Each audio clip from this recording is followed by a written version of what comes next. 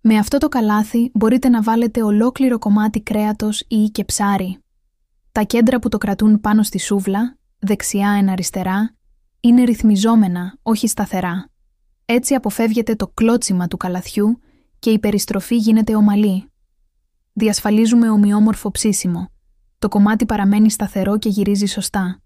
Πετυχαίνουμε καλύτερη εμφάνιση εν γεύση, τα κόκαλα, οι άκρες και η κρούστα αναδεικνύονται, χωρίς να καίγεται το κρέας. Είναι ιδανικό για τις οικογενειακές σας συγκεντρώσεις, για το Πάσχα, για το καλοκαίρι στον κήπο ή στη βεράντα, για κάθε στιγμή που η παρέα και το καλό φαγητό έχουν σημασία.